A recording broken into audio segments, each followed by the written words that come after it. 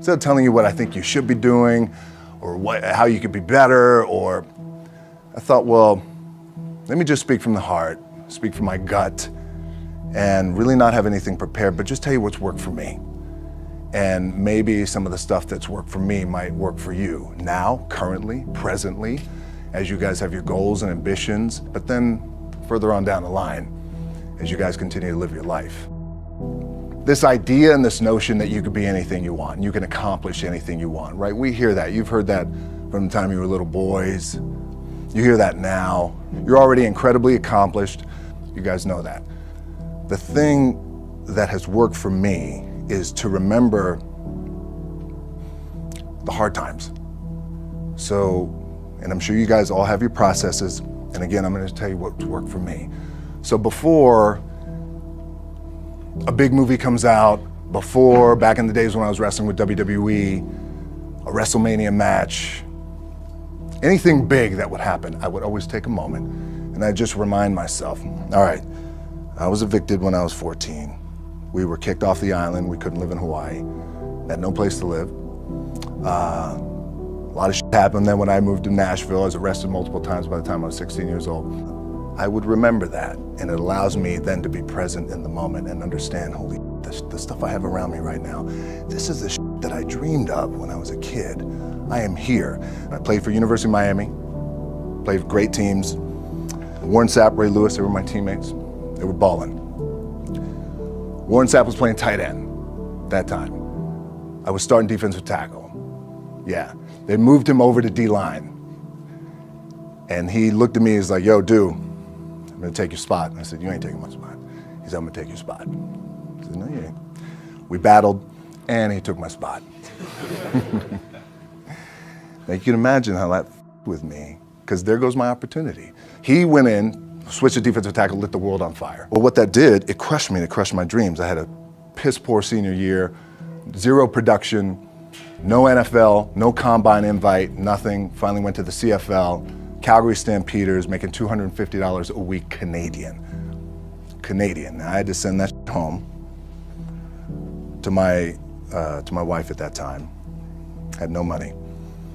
So I remember that. When I got cut from Canada, my dad in his pickup truck came down 4 o'clock in the morning, picked me up in Miami from Tampa. We lived in a little apartment in Tampa. He drove down in his little pickup truck to Miami to get me when I was cut from the CFL.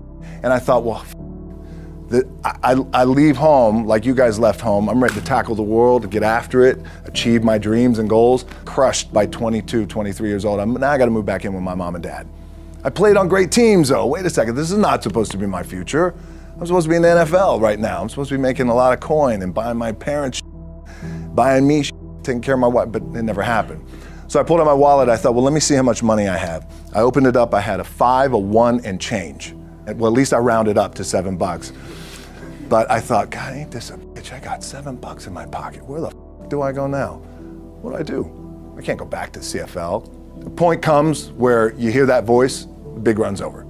Like, you're done, right? So I heard that voice. So as Coach was saying, man, I hold on to that. I'm telling you, I keep my back is up against this mother. We laugh, we joke, we have a good time, but my back is still up against this motherfucker. I do not forget it.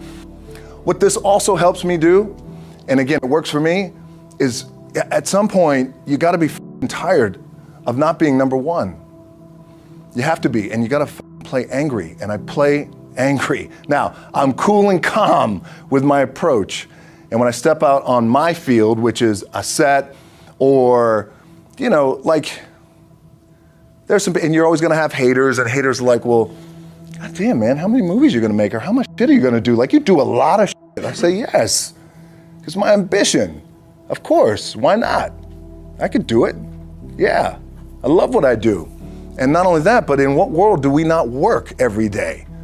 My back is up against this thing, you know, and I started to play angry, by the way, and I still play angry. My last match, Brock Lesnar, transitioned, and I realized if I had to be great at something, I wanted to be great in this world of Hollywood and movie making and producing and entertainment, I had to commit, and like you guys have to commit. Obviously, you commit to something, commit to the goal. So I quietly retired 2 years later, I thought, what did I do with my career? Because my movies were not doing well. I was written off. It was around 2006, 2007. I was like, I pulled a Jim Brown. I left when I was on top, like number one in the wrestling business, and I left. It was a ballsy, gutsy, some call it stupid move, but I had to commit and I had to follow what was in my gut. What helps me is to keep the hard times in the front of my mind, because it allows me to go into these big moments that I've worked my ass off, and you guys have worked your ass off. It allows me to go into these big moments with a different perspective. What it also does for me, and again, this is what works for me. Like, my back is up against this mother. Every day, it's against this fucking wall. But it's up against this mother because it's what I believe in. And when my back is against this mother, then there's nowhere to go. But that way, that's it. Doesn't mean you don't smile. Doesn't mean you don't laugh and joke, right? You're happy. I'm a happy guy. But when it comes to business and when it comes to executing, it's up against this. And I got to go that way. And I don't give a fuck who is in front of me. They're not going to stop me. The key for me was, where does it start? What's the anchor? What's the anchor? So I could have all these ambitions, and you guys have all these ambitions, which is great. It's important. I'll play this role, you'll play that role. I'll execute this thing, and it'll come out this summer. You guys will execute this thing during the summer, right, when it's time to really put in a lot more work.